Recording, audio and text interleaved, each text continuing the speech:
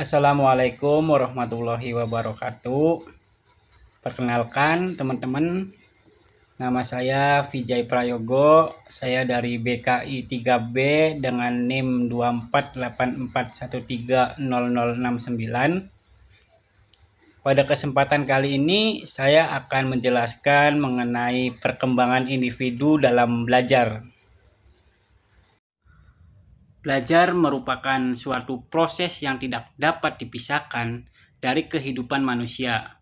Sejak lahir hingga dewasa, manusia itu senantiasa belajar, baik itu dari lingkungannya, baik secara formal ataupun melalui pendidikan maupun secara informal melalui pengalaman sehari-hari, agar proses belajar itu berlangsung secara efektif. Diperlukan juga pemahaman mendalam mengenai perkembangan individu. Hal ini penting karena setiap individu memiliki karakteristik perkembangan yang berbeda-beda, baik dari segi fisik, kognitif, sosial, maupun emosional. Di dalam dunia pendidikan, guru tidak hanya dituntut untuk menguasai materi saja, teman-teman. Bukan hanya materi pembelajaran, tetapi juga perlu memahami karakteristik perkembangan peserta didik. Pengetahuannya akan membantu guru menentukan strategi pembelajaran yang tepat, menyesuaikan metode dengan kondisi siswa, serta memfasilitasi potensi yang dimiliki setiap individu. Oleh karena itu, kajian tentang perkembangan individu dalam belajar menjadi hal yang sangat penting dalam upaya meningkatkan kualitas pendidikan. Baik, di sini saya akan memulai dengan perbedaan pertumbuhan dan perkembangan. Jadi apa sih perbedaan pertumbuhan dan perkembangan gitu? Nah, istilah pertumbuhan dan perkembangan sering digunakan secara bergantian, padahal keduanya memiliki makna yang sangat berbeda gitu. Pertumbuhan itu adalah perubahan yang bersifat kuantitatif. Bertumbuhnya mengacu pada bertambahnya ukuran tubuh, berat badan, tinggi badan, dan volume organ tubuh. Misalnya seorang anak yang bertambah tinggi 10 cm dalam 1 tahun, itu menunjukkan adanya pertumbuhan. Ada penambahan berat badan, nah itu pertumbuhan juga. Pertumbuhan itu lebih mudah diukur secara empiris melalui angka ataupun ukuran fisik gitu, ada mesin. Kalau perkembangan itu adalah perubahan yang bersifat kualitatif. Perkembangan meliputi peningkatan fungsi, kematangan, serta kemampuan seseorang dalam aspek-aspek tertentu. Misalnya, seorang anak yang semula hanya mampu berbicara dengan kata-kata sederhana, kemudian berkembang menjadi mampu merangkai kalimat yang lebih kompleks, lebih banyak gitu. Nah, itu dimasuk perkembangan. Dengan demikian, dapat disimpulkan bahwa pertumbuhan lebih menekankan pada aspek fisik, sedangkan perkembangan lebih menekankan pada aspek psikologis dan sosial. Meskipun berbeda, keduanya itu saling terkait, teman-teman, dan berjalan beriringan. Tanpa pertumbuhan fisik dan sehat, itu perkembangan psikis dan kognitif dapat terganggu, begitu pula sebaliknya. Baik, di sini saya akan menjelaskan prinsip-prinsip perkembangan. Perkembangan individu tidak terjadi secara acak ya teman-teman, tetapi mengikuti prinsip-prinsip tertentu. Beberapa prinsip penting perkembangannya adalah sebagai berikut. Yang pertama itu ada perkembangan berlangsung sepanjang hayat, teman-teman. Individu terus mengalami perubahan sejak lahir hingga akhir hayatnya. Walaupun intensitas perkembangannya berbeda-beda pada setiap fase kehidupan, tetapi itu proses ini tidak pernah berhenti gitu. Lalu yang kedua, ada perkembangan bersifat progresif dan berkesinambungan. Perubahannya kayak gimana? Perubahan itu yang terjadi bersifat maju ke arah yang lebih kompleks. Perkembangannya tidak dapat diputar kembali ke tahap sebelumnya, meskipun bisa saja terjadi regresi akibat kondisi tertentu. Lalu yang ketiga, ada perkembangan memiliki pola yang teratur. yaitu proses perkembangan mengikuti pola tertentu. Misalnya perkembangan motorik dimulai dari gerakan kasar menuju gerakan halus gitu. Lalu ada yang keempat, perkembangan dipengaruhi oleh faktor internal dan eksternal. Faktor bawaan seperti genetik memberikan potensi dasar, sedangkan faktor lingkungan memberi kesempatan untuk mengembangkan potensi tersebut. Lalu yang kelima, setiap individu memiliki tempo perkembangan yang berbeda. Jadi ada individu yang lebih cepat berkembang dalam aspek kognitif, namun lambat dalam aspek sosial dan sebaliknya. Selanjutnya yang keenam, aspek-aspek perkembangan saling mempengaruhi perubahan dalam satu aspek perkembangan. Itu akan berdampak pada aspek lainnya. Misalnya perkembangan bahasa, baik akan mempengaruhi kemampuan sosial si anak dalam berkomunikasi dengan orang lain.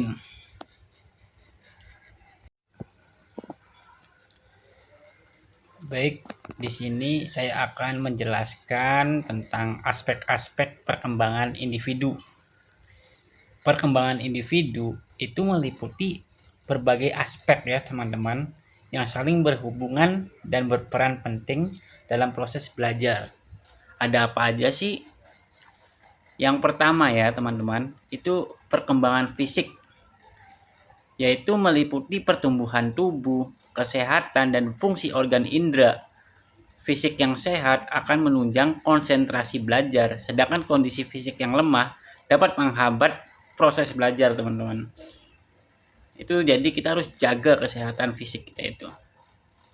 Lalu yang kedua ada perkembangan kognitif, itu mencakup kemampuan berpikir, mengingat, memahami, dan memecahkan masalah.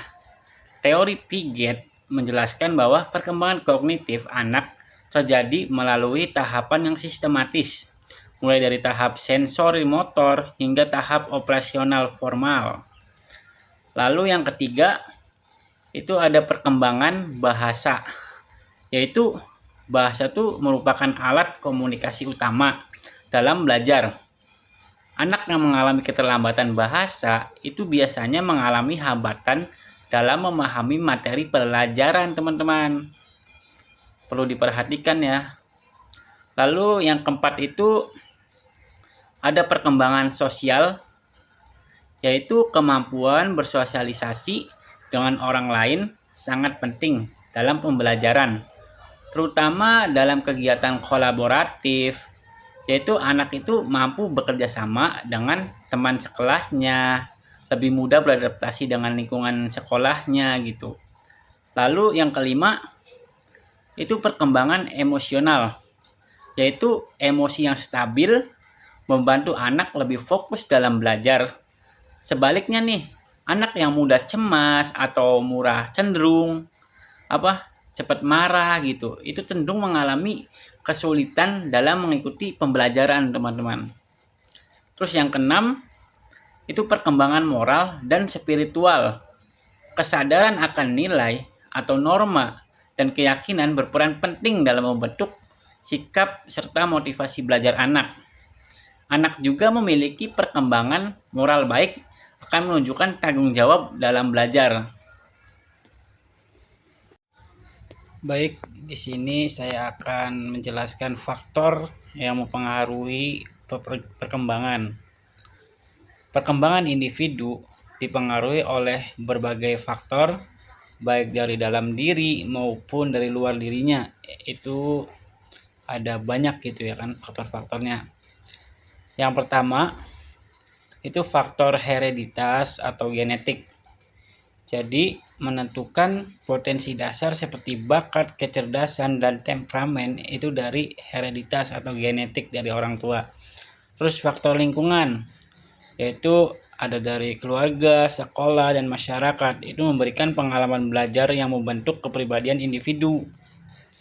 Lalu ada faktor kematangan, yaitu kesiapan organ tubuh dan psikis untuk melaksanakan fungsi tertentu.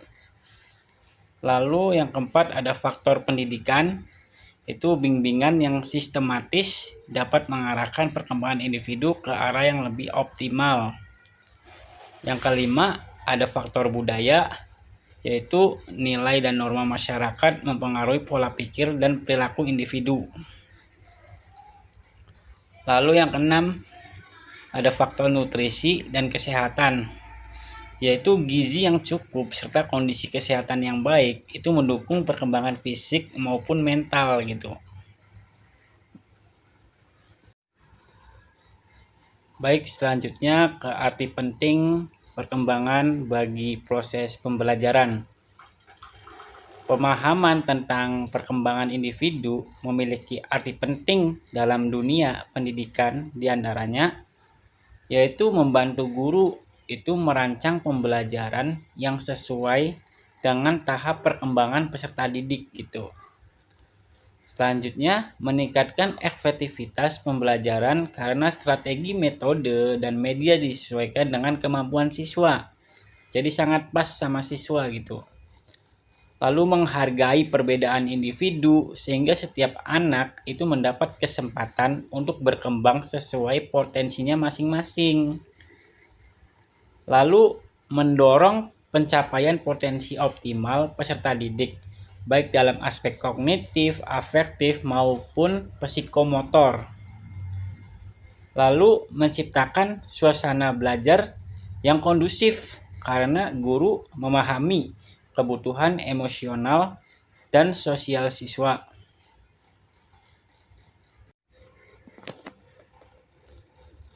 Oke, kita masuk ke kesimpulan teman-teman. Kesimpulannya yaitu perkembangan individu merupakan bagian penting dalam proses belajar. Perbedaan antara pertumbuhan dan perkembangan menunjukkan bahwa pembelajaran tidak hanya dipengaruhi oleh aspek fisik saja, tetapi juga aspek psikis, sosial, dan emosional juga dimainkan. Prinsip-prinsip perkembangan menegaskan bahwa setiap individu memiliki pola dan tempo perkembangan yang unik. Pemahaman tentang aspek-aspek perkembangan serta faktor-faktornya itu mempengaruhi, memberikan bekal penting bagi pendidik dalam menyelenggarakan pembelajaran yang sesuai dengan kebutuhan peserta didik. Dengan memahami perkembangan individu, guru dapat menciptakan pembelajaran yang lebih efektif, inklusif, dan berorientasi pada pengembangan potensi peserta didik secara optimal. Baik, mungkin segitu saja presentasi dari saya. Kurang lebihnya mohon maaf. Saya akhiri. Wassalamualaikum warahmatullahi wabarakatuh.